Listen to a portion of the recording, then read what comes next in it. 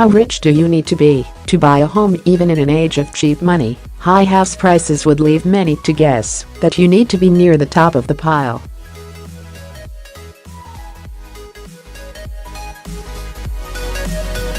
But is that true? An interesting piece of research from Nationwide that arrived alongside its end of 2017 house price index shed some light on this situation.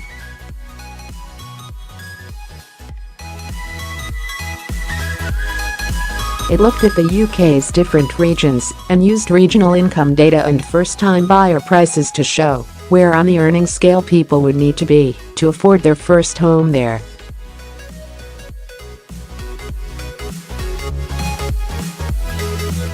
The results ranged from needing to be in the 90th percentile of earnings in London, an 80th percentile in the southeast, to the 30th percentile in Scotland and the north.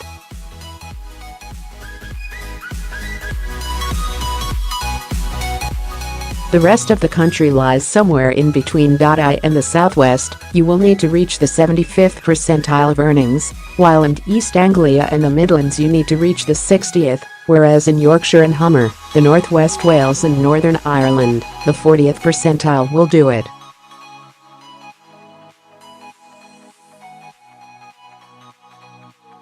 So whereas buying a home in the south is a rich man or woman's game, getting on the property ladder in the middle of the country requires you to do a bit better than average, and in the north it is achievable for a much wider spread of society.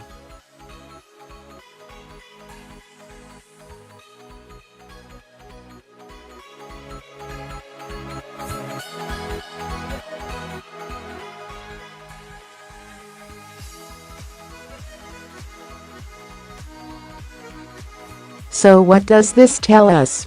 It's hardly news that houses are expensive in the London in the south and so harder to buy.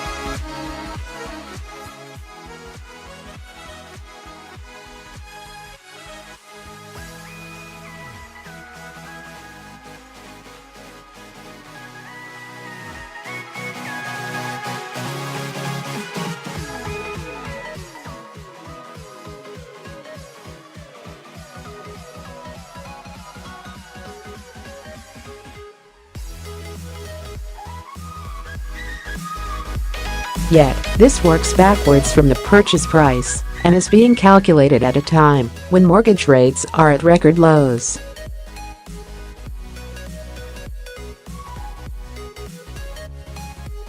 What happens when you start adjusting for rates rising by even a couple of percent? All of a sudden, people lower down the earnings scale rapidly start getting squeezed out.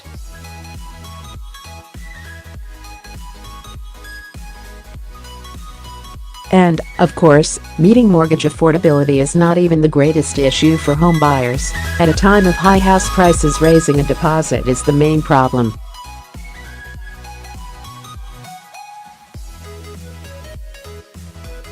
In London, where the biggest deposit of £80,000 is needed, Nationwide calculates it would take the prospective first-time buyer, already in the top 10% of earners there, don't forget, almost 10 years to save that much.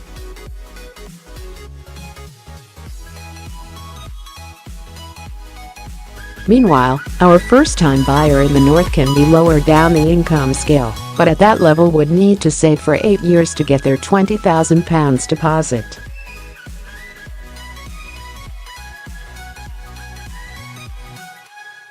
All of this is bad news for the bank of mum and dad, but even worse for those who don't have one to tap up.